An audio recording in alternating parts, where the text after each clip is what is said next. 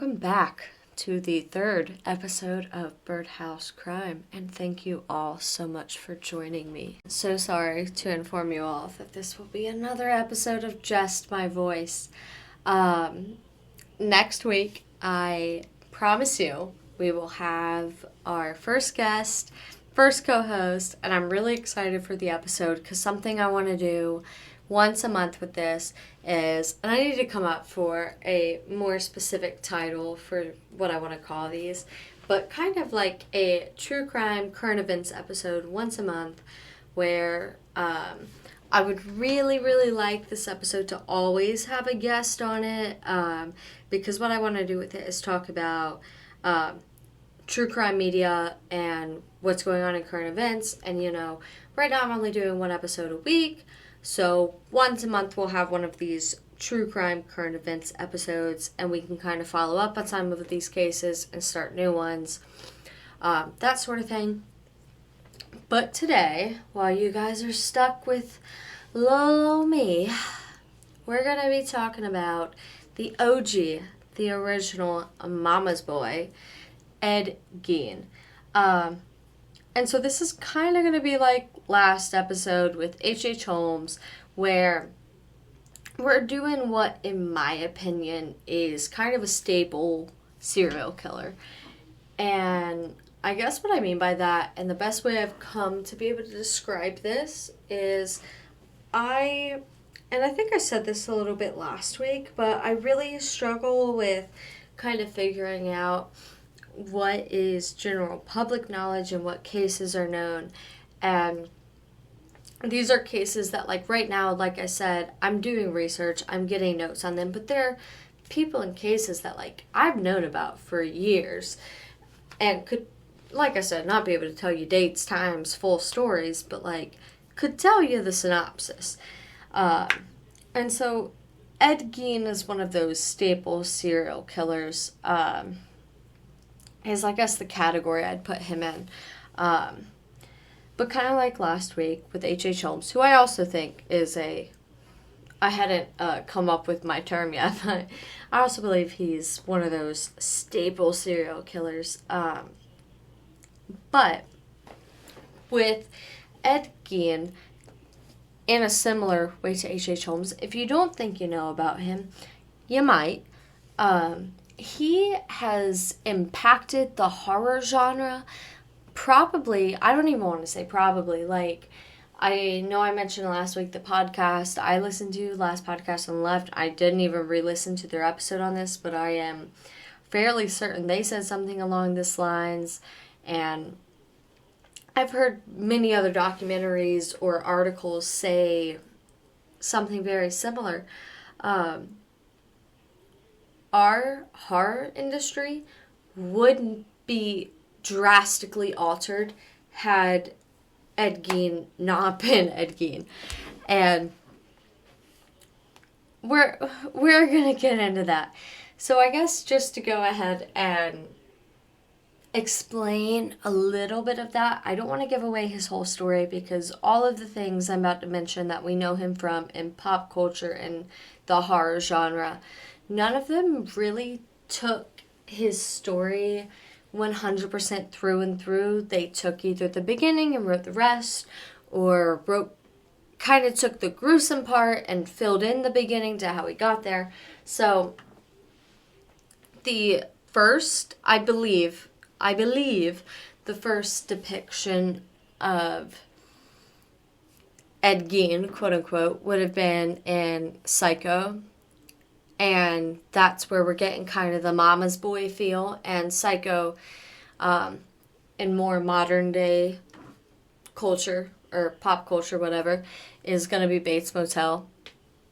And I know Bates Motel a lot better than Psycho, but same thing. So Norman Bates, he is obsessed with his mom.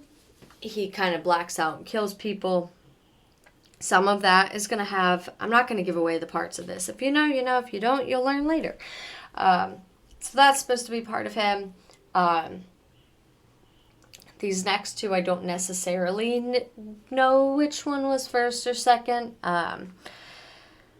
I believe it's gonna be Texas Chainsaw Massacre and then Silence of the Lambs, but so Texas Chainsaw Massacre, he has kind of parts of, whereas Psycho and Bates Motel kind of have the beginning part of his story with the mama's boy thing, the obsession. They will get into the Madonna's horror complex in a little bit here, but that side of things versus the more bloody, gruesome side of what you see in Texas Chainsaw Massacre with the masks and what he does with humans. But I guess that's what's scary about Ed Gein is, like, they could literally tear him apart and write two totally different types of horror movie psychopaths for him. It's pretty crazy. Buffalo Bill, Silence of the Lambs. It rubs the lotion on its skin or else it gets a hose again. Watch the movie. If you don't know what I'm talking about after that, you don't know what I'm talking about. Watch the movie. Same thing. The gruesome side of things with the skin and stuff. We'll get into it. I don't want to tell the whole story through the examples, but my elaboration in that is kind of just letting you know these are staple horror movies. Silence of the Lambs is how I first learned about Ed Gein. I think I watched that movie when I was like 13 or 14 years old, and it's been it's my favorite movie. One of my tops. As we're getting into Ed Gein, something I mentioned was the Madonna horror complex. And I want to explain that really quickly. And I'm not a psychologist. I'm not a doctor. Like I've said before, I'm no one to tell you anything. So this is my research. This is what I know. You can take it or leave it. But the Madonna horror complex applies to the male psyche, psychology, whatever, which is basically how they look at females.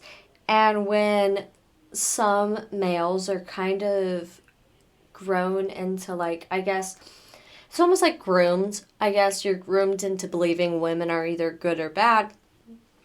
But the definition I found of the complex is basically, it's saying it puts females into the categories of pure and good or promiscuous and bad, which obviously in turn affects their behavior and impacts how they treat women, how they feel towards them, and, you know, kind of like a category that they put them in of if they're worth, like, treating with respect or not, is kind of the Madonna horror category. So I wanted to take a quick moment to explain that before we get into the full story of Ed Gein. Edward Theodore Gein, more commonly known as Ed Gein.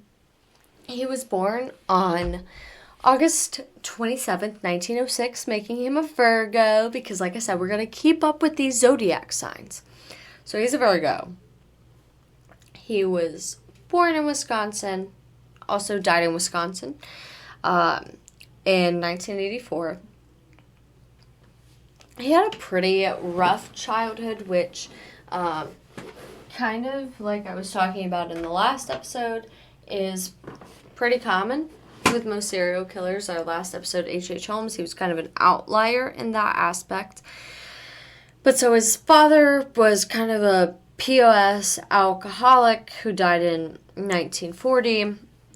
He had an older brother who also died kind of in like a suspicious fire, and kind of same thing as last episode. We're not doing a super deep dive. There's a lot more to this story, especially some of these details. The brother is one of them.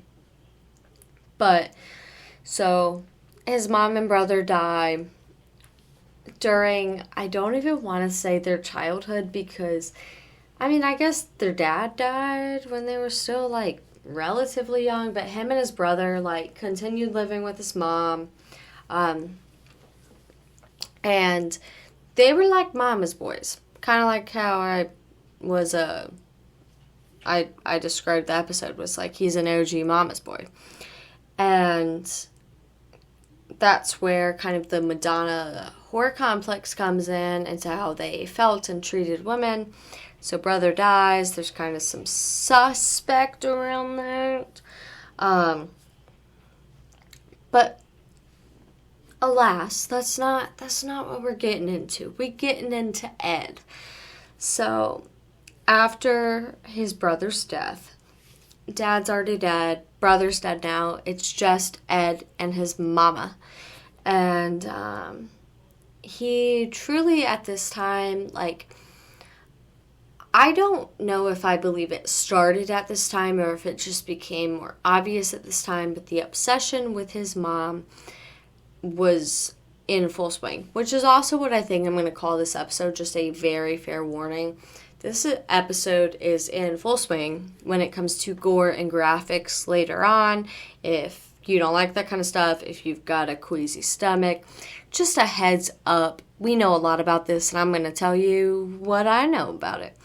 And it's not light. So just so you know. But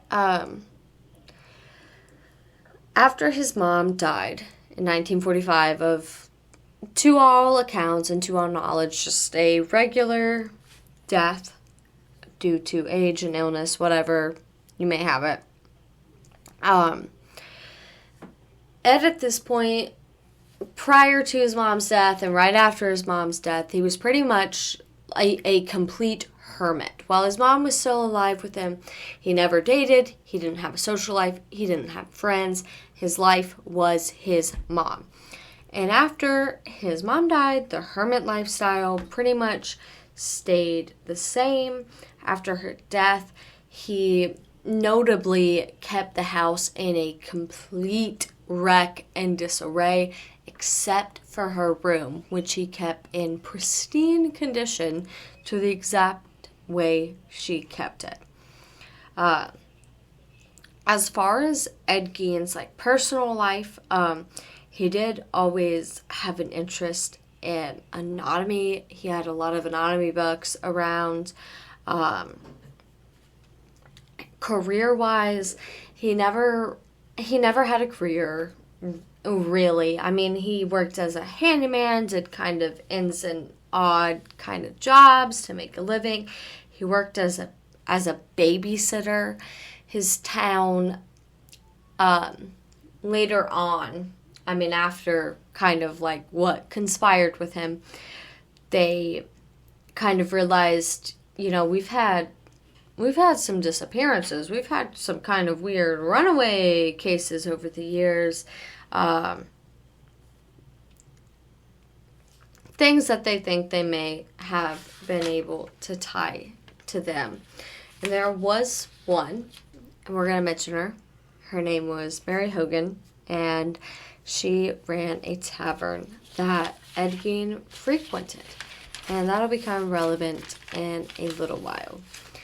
But for the time being, we're gonna jump a little bit to a woman named Bernice Worden. So, in November of 1957, Bernice Worden went missing from her hardware store in Plainfield, Wisconsin, which is where Gein was from and lived at the time. The register was gone, and a blood trail was leading out the back. Now, what's really interesting about Miss Worden here is her son, Frank, was a deputy sheriff who, this is a small town, he knew who Ed Gein was, and he was kind of suspicious of him. He thought something was up. Gein was found hiding at a neighbor's house, which is already kind of suspect, and this developed really quickly to, they really didn't have much on him at this time other than this woman was missing and her son is the sheriff's deputy or deputy sheriff, whatever. So they're he's like, I need to check this guy out. He's got a hunch. And I mean, I hate to say it, he's not wrong. But, and I don't remember the exact story of this, but so they go to search Gein's home, and there's a lot of photos of what they found in Ed's home, and it's really interesting to me because it's all very posed, and this is what I'm saying, I don't remember the exact story on, but it's something along the lines of they either sent them back or they went in and they were like, oh my god, we need pictures of this, and left and came back with camera crews, because it's all extremely posed and set up. It's cops, carrying chairs and stuff. And, they weren't expecting to find this shit. So, like I said, I don't remember exactly what it was, but they made a huge ordeal out of this, and there are a lot of photos of what was found in Ed Gein's home. So give that a good Google search if you really feel up to it. But in the initial short search of his home after Bernice Worden is missing and her son is suspicious of her, authorities were sent to Gein's home, and they found Miss Worden's headless, gutted body hanging from the ceiling. And like I said, this is where our episode is really starting to go into full swing mode. So if you've got a queasy stomach or this isn't your speed, I don't know. Listen or don't, I guess. But at this time, while they're investigating his house, is when they also found a lot of the odd memorabilia found in his house. And so some of it, I've got some notes just of some of the things found in his home. Jars containing organs, skulls used as soup bowls, a chair was found in his home upholstered with human skin. I believe there were actually multiple. One of them is kind of more like how you'd expect a chair to look, where like there's fabric upholstered just on the bottom where you'd sit, and that upholstered fabric is human skin.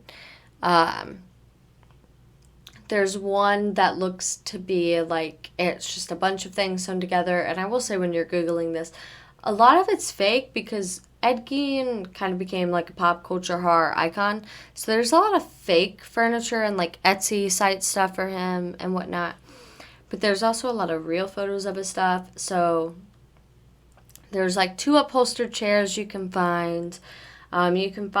There's a lampshade that was made out of bones, and then the shade itself was human skin, I believe. The soup bowls, ashtrays, tableware.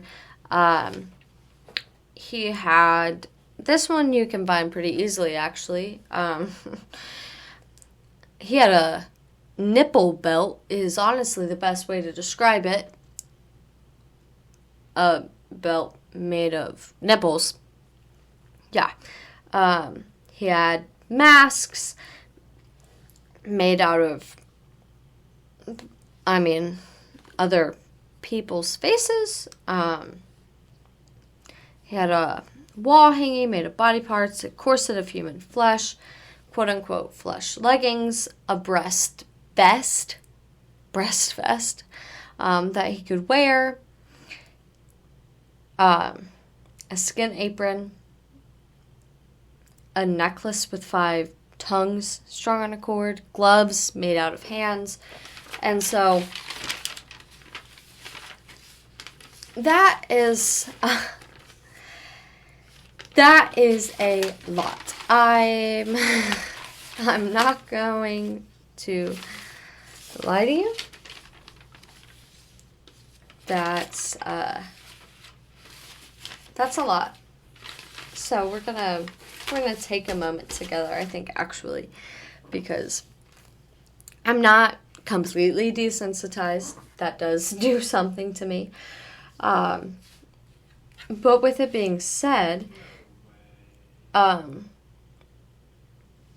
it's stuff that, it happened, so I don't feel like there's any good by ignoring it either, I guess. I don't know, but a big part we need to get back into Gein, because we jumped a big section here. We went straight from here's a childhood to here's what was found in his house. So within questioning and within what they found in his home and everything, Gein and the cops ultimately Gein confessed that the cops believed to 2 murders. But Gein also admitted to many, many grave robbings. I believe it was like upwards of 200 or something.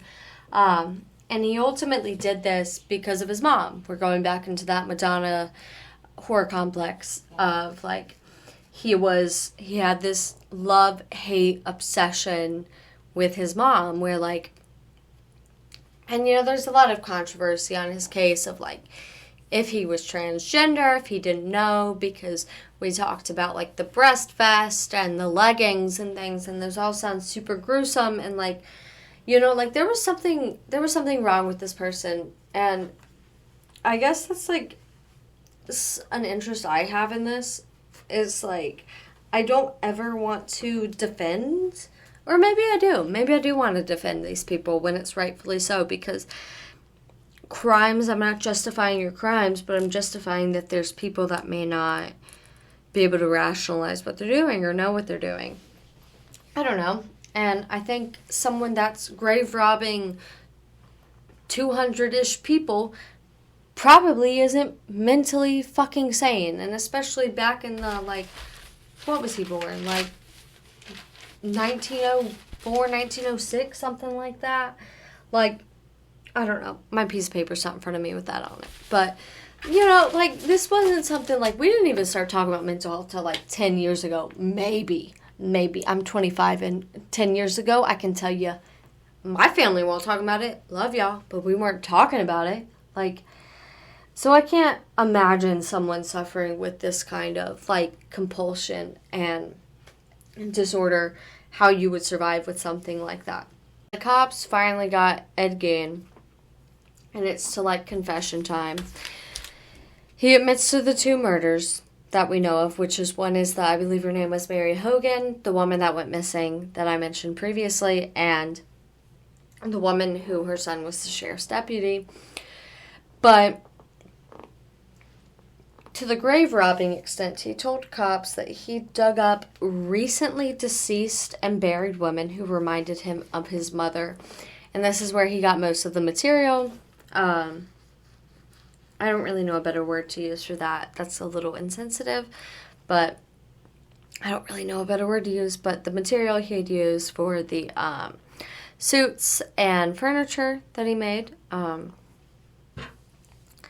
Prior to his mom's death, I believe all of this, like for me, in my opinion of this case, I believe all of this was probably still there for him, but it probably, clearly never came to light or never came to the compulsion that it was until after her death. I believe, and I think what most, cops at the time and psychologists and criminal profilers believe is that he did it in some sort of way to keep his mom alive, or maybe he suffered with some sort of identity crisis. It was something along those lines for sure. They tried to tie him to there were other missing cases and missing persons or murders they knew about in the area that had gone unsolved that they tried to tie to him, but there was never any evidence and he never admitted to them. So it's kind of hard to say because he's a hard case to read, because something else about him, kind of like if you watched Bates Motel and you remember Norman Bates in it, is when he would commit his crimes or murders, he had a full-on blackout, which is apparently a very similar thing to something that Ed Gein would experience in a lot of his, whether it was grave robbing or murdering, whatever crime, or when he was in this, I don't know what you want to call it, but, when it was it wasn't him. He had, fuzzy moments with it. He didn't fully understand or remember the capacity of what he was doing and couldn't reflect on it to its full extent.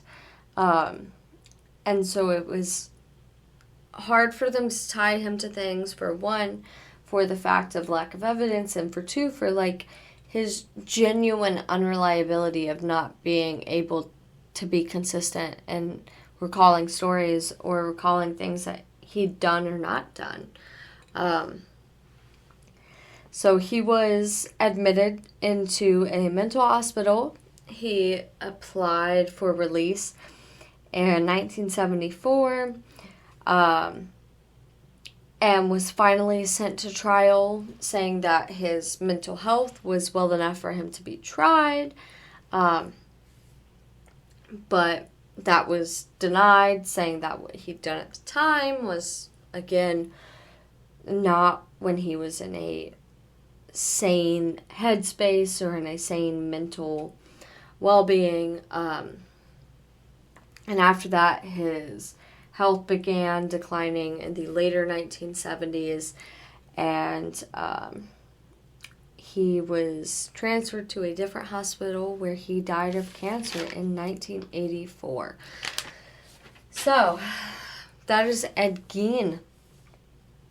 And I think a really good synopsis on him is this is another example of, I guess I really like talking about the legitimate crazies where, again, I keep saying I'm not defending them, and I'm not, but I guess I kind of am.